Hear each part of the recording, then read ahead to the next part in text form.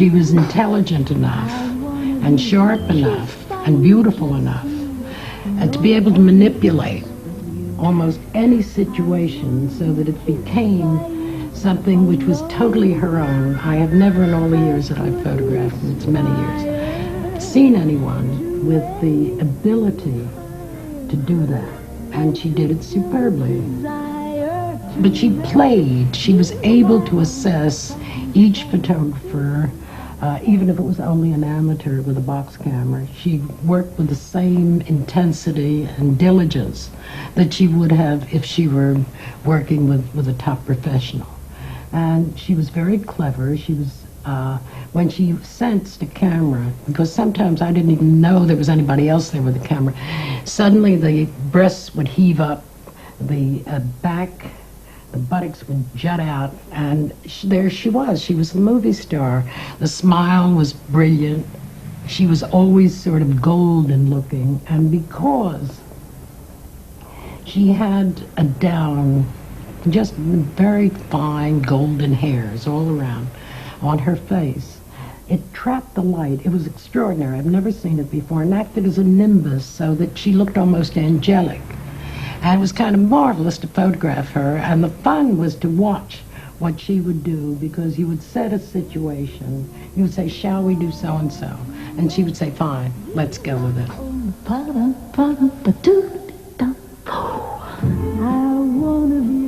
Eve Arnold took photographs of Marilyn Monroe in the 50s and early 60s, when still photographs were essential to any ambitious starlet. Marilyn knew exactly what fed the camera, and always managed to take control of a photographic session. It was her favorite medium, and she had worked hard at creating an image of herself which she knew the camera would capture. By the time they met, Marilyn had already appeared on the cover of Life magazine. They became friends, and to fulfill a promise to Marilyn, Eve has now published an appreciation of the work they did together, going back to the original contact sheets and color prints. Eve Arnold is one of the world's top photojournalists, and in addition to assignments for newspapers and magazines, she has published collections of her photographs, including The Unretouched Woman, a stunning and compassionate glimpse of the lives and condition of women in many parts of the world. She spent 5 months in China, and the results were a compelling document of its people and moods.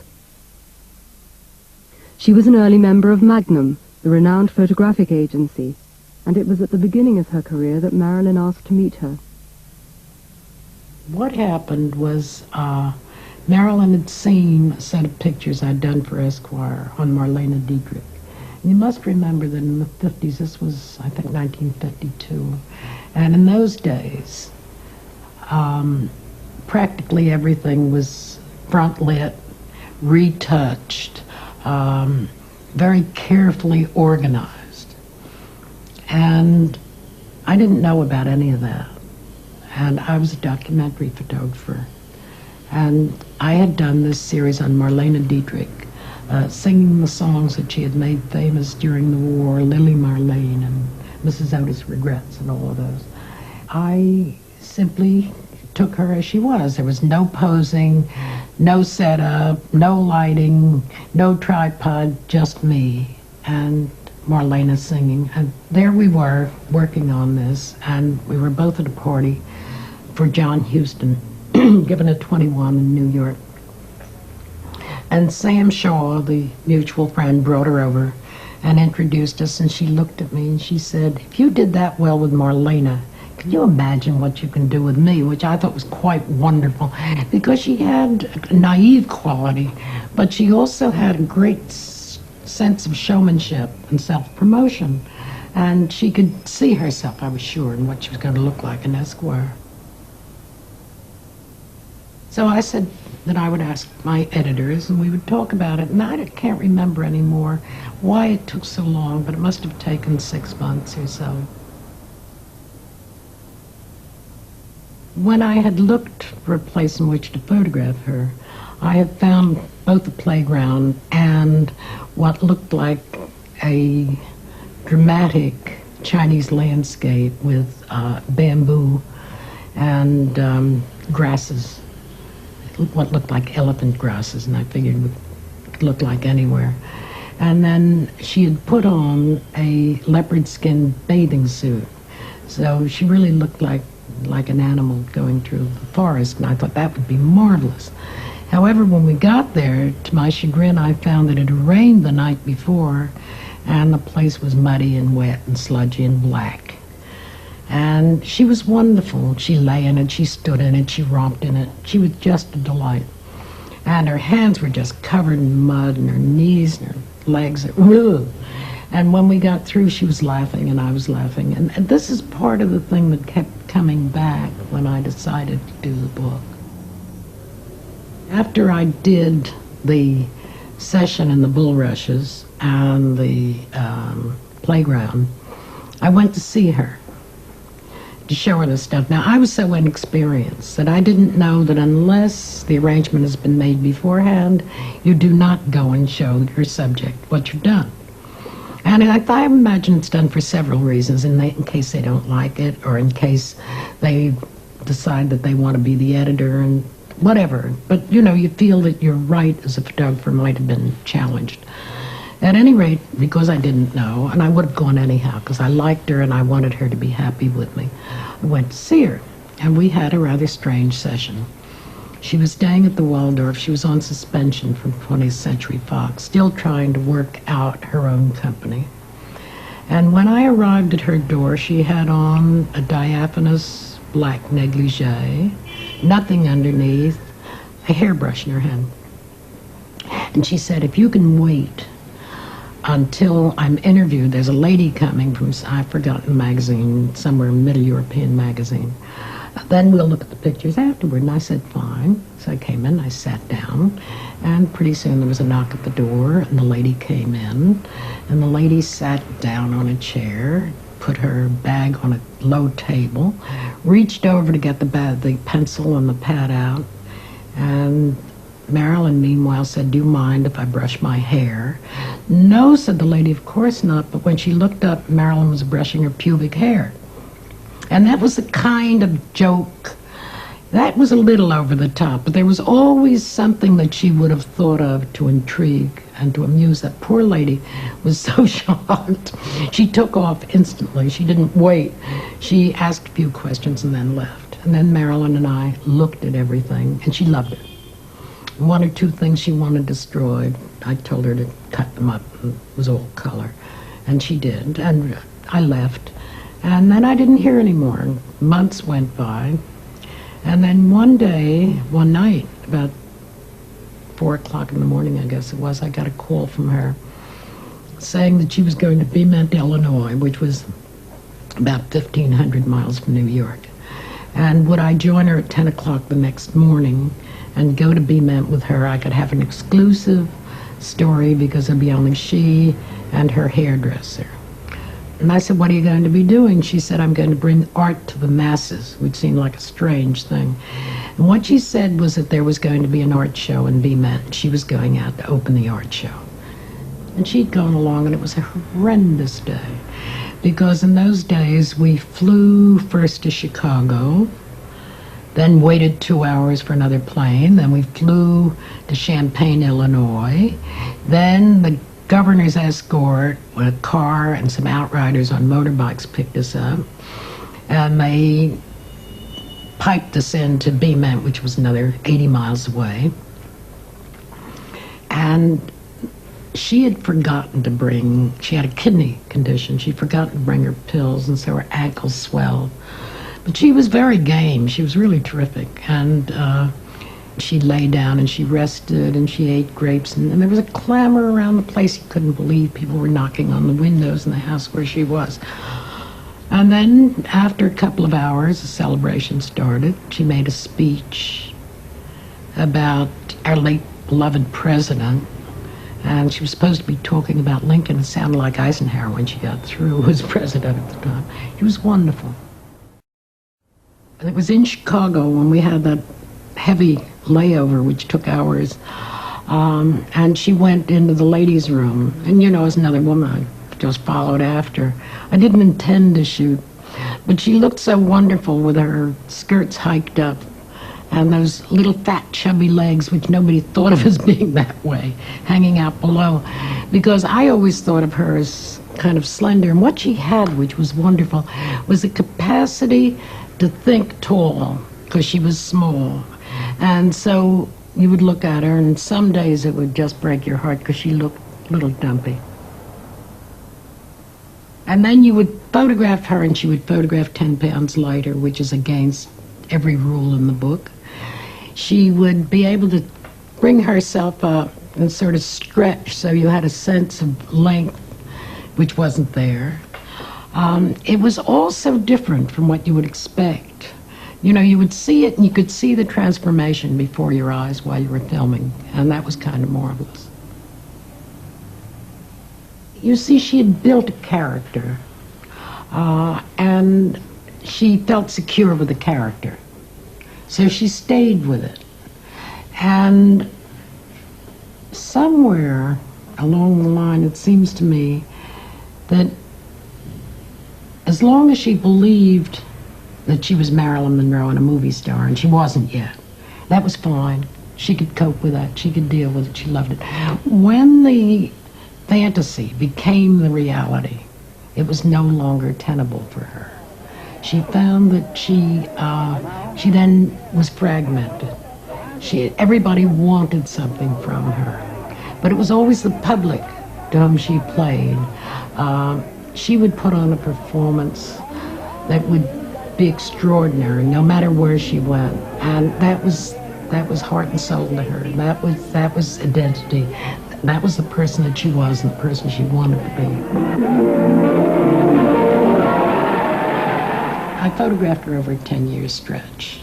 There were 6 photographic sessions, in addition to which we saw each other socially. But in the beginning, there was something like the shortest of the 6 sessions was 2 hours, and the longest was 2 months on the film The Misfits that John Huston directed.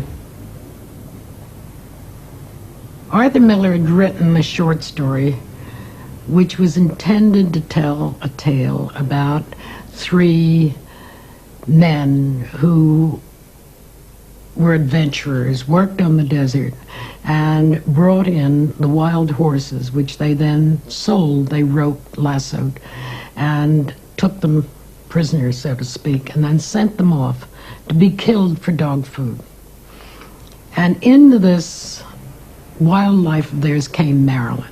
But in the short story, I don't think Marilyn was part of that.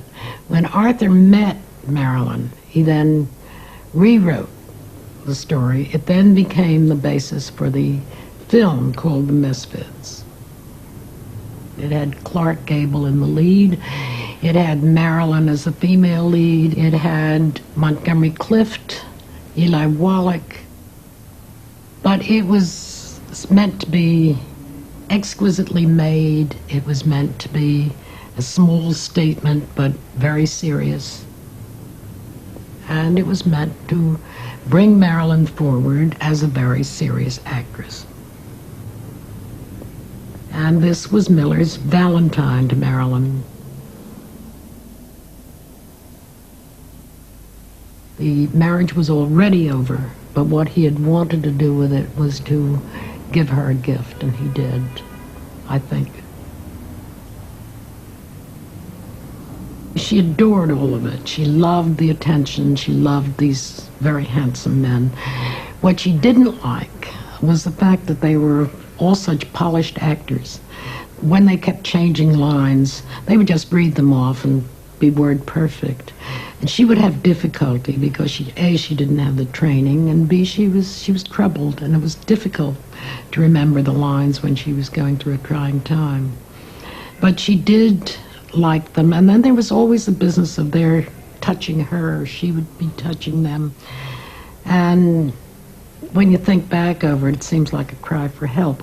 Actually, what it was, I think, is just a need for human physical contact. And there's one pyramid where I have Clift and Ralph Roberts. Roberts is rubbing Marilyn's shoulders, Clift is rubbing Roberts' shoulders, and so on up the line. The idea was that the film company did not want Marilyn to be troubled by hundreds of photographers, because there would have been over that 4 or 5 month stretch they made the film. So in order to make her life easier, it was agreed that Magnum would come out 2 by 2, like in the Ark, 2 people every 2 weeks, and we would photograph, and in that way prevent all this madness that would go on, and kind of repetitive thing of taking the same pictures by many photographers. So in the end, she got very tired of the whole thing, and she asked, I went out for 2 weeks, and she asked if I could stay on, and I stayed for 8 weeks with her, and we photographed. And in the end, there were hundreds and hundreds and hundreds of sheets of contact material, and it was hopeless, because during the time of the filming, she was supposed to make sure that everything was checked out and edited, and what she didn't want was refused, and what she did want was used. It was all set up. And in the end, it got hopeless, because the making of the film was fraught with problems. She was ill at the time. She was disturbed. She had twice taken an overdose of sleeping tablets, I'm sure by accident, because her big enemy was that she couldn't sleep. And so nights she would take 2 pills and then 2 more pills, and then forgetting, she'd wake up and wouldn't remember. She'd be muzzy, and in the morning she could hardly find her way around. So it was so tough for her that I guess it was simpler for her just to have me, and there was Ernst Haas, who was mad about the wild horses in the film. So he was with the horses, I was with the actors most of the time. When we were checking out the contact sheets and picking the pictures that would be used, we would sit daily in her flat on 57th Street. It went on for a week. Each of us with a set of contact sheets and a grease pencil and a jeweler's loupe, looking at endless pictures of Gable. He had died the week before, and she was devastated by this. And she would always give me these instructions for retouching. And one day I said to her, Marilyn, what is this about Clark? And she said, when I was in the orphanage, I was a little girl. She said, he came in my fantasies and brought coloring books and crayons, not just for me, but for all the other little girls. So can you imagine what it meant to me? Because in my fantasies, he was my father, and then suddenly there he was on screen with me. She was very touched by the whole thing, and she adored him. And there's one picture somewhere in here where you see the back of Gable and the front of Marilyn, and there's a rubber tire somewhere. And she looks very happy, and she's hugging him. And that was the moment when he told her he was going to be a father. I knew about it because he told me the day before. And she was so thrilled, because there he was, 63, expecting his first child. And as you know, she'd had some bad luck herself, so she was just delighted with that. She was really quite wonderful with me, because she promised, except for one session that I set up on the desert late at night. There's one where she's holding her pigtails. Everything else had to be done in a studio. It's a kind of shooting I don't particularly like, and it's not something that I think I'm comfortable with, but it's what she wanted, because she could then do her sex bit. Marilyn knew her picture was going to be on the cover of the world's magazines to publicize the Misfits. So in addition to the documentary material which had already been shot, Eve set up a special studio session after the film had been completed. I asked her what she wanted to look like, and she said like the Botticelli Venus. And I laughed, and I said, you probably mean a Rubens. And she didn't know what I meant, so I let it go. They are artificial, they're lit. There's a background of what looks like a blue sky with clouds. It's actually, I ordered it specially. She was one of the people who created camp, and I figured, let's camp it up. If we're going to do it in a studio, then let's phony it up, like let's make it fun, let's let her give her head, let her do what she wants, because I already had her on film, I felt, as I saw her. So why not? And if that's what she wanted, that's what she was going to have. And she was really going back into the time when she'd been happiest, which is in the early 50s, doing these cheesecake photographs. And when she arrived, her eyes were like saucers. She was only an hour late, which was rare. And she said, this is, at the end of the day, she said it again, but at the beginning she said it looked wonderful. And then at the end of the day, she turned to Whitey and she said, we've never had it so good. But early in the day, when he started to make her up, she said, why do you remember when we started? She said, look at all of this, but in those days we had hope. Which was crushing for me to hear this. It told a great deal about the inner turmoil of the woman, and it was painful to hear. After she died, there was a set of pictures that Bert Stern had taken of her, and they were wild and almost out of control when he shot them. I don't know whether she was hyped up from sheer excitation or whether she'd been drinking or what had happened to her, but she was absolutely wild during that session. And they were semi-nudes, nudes with scarves, diaphanous scarves that she was playing with. And she hated a great many of those pictures. And she had agreed that she would go through them and that they would have to go along to her choices. And in the end, what happened was that Bert Stern sent her only about a third of the pictures, and what she returned to them had been gouged with some kind of a sharp instrument, a hairpin or something like that. And she hated them. And in the end, he used them in his book. And I feel that kind of invasion, if somebody lends you their face, I think you owe them the courtesy of trying to make them, you don't have to flatter them, you don't have to retouch them, you don't have to do any of that. But I do think you owe them the courtesy of having them look as well as they could. And I suppose for me, and maybe one of the reasons that I finally decided to do this book was the ultimate in horror for me of what can happen to a picture. In the Summers book, he uses the picture taken of her in the morgue. And that hurt, because all of us who worked with her and respected her and loved her, cared about her, wanted her to come off as nice, as intelligent, as wonderful as she was. And it hurt when that was used. Is that one of the reasons why you decided to publish the book now? Yes, I think it was one of the reasons there. But also during the past few years, I didn't want to exploit the material. Some of the material, about 20% of what's in the book, was used, and that was already in the files of the Magnum agents in their own offices in Paris and New York. But everything else I embargoed when she died and put it away. And I really didn't want to. First of all, I didn't want to do it because I didn't want to believe that she was dead. And it was painful.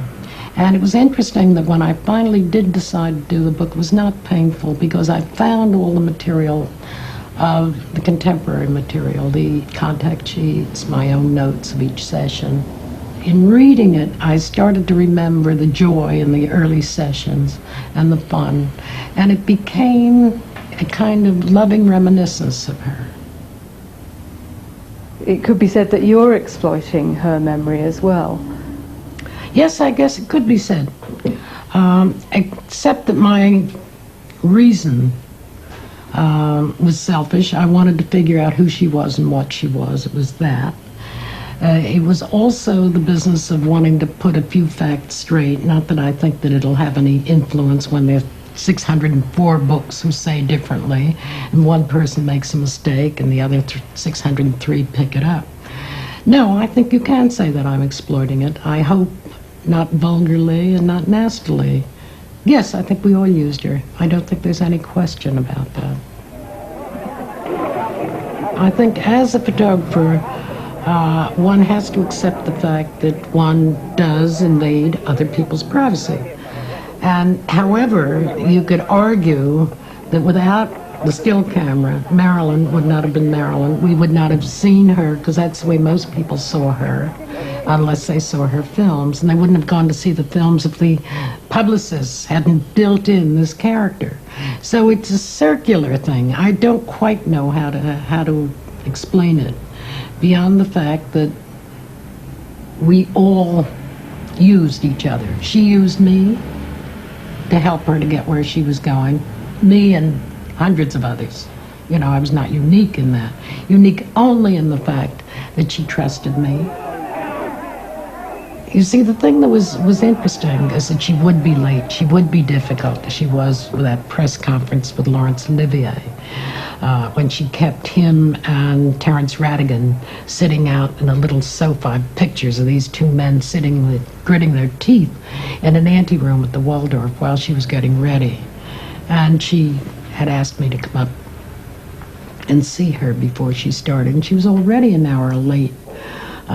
I didn't want to come, and then she sent a publicist, and I came up, and she said, watch me in the mirror. I said, you look great. And at 11 o'clock in the morning, she had on this black velvet gown with tiny sort of spaghetti straps and a velvet coat and a sort of lovely sheer scarf around her neck, and blonde against this black and the white skin.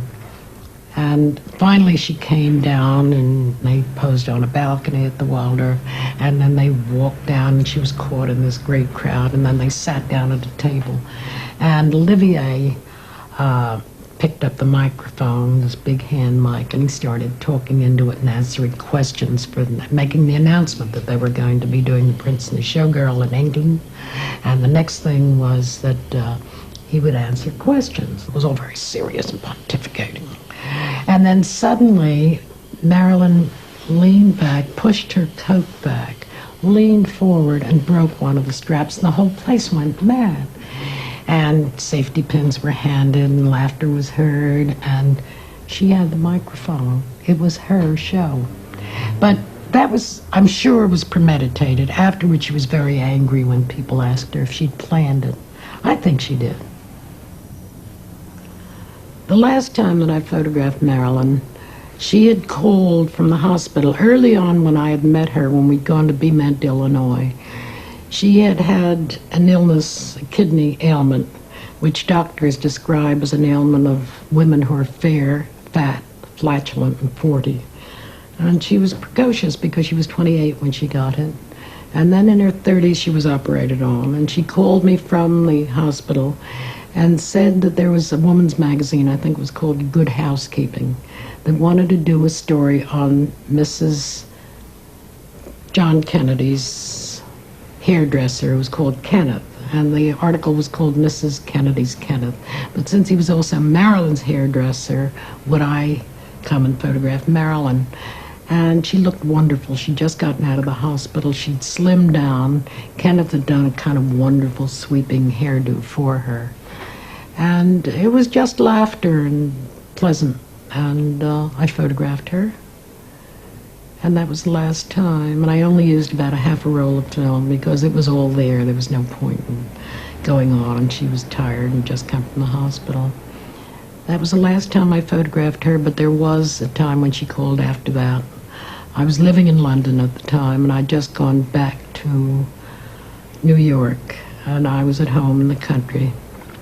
And she called, and she said she was going to sing Happy Birthday to the President. John Kennedy was then president. And I had just come in. I was exhausted. And I knew what it would be, me dancing attendance and coming in first, and she would come in with lots of other people. And I was tired, and I thought there was nothing I could add to everything I'd done. And I said, Marilyn, I think not. And I've always regretted it, because I think it might have been nice to have seen her that once when she sang in that breathy voice of hers. But that was it.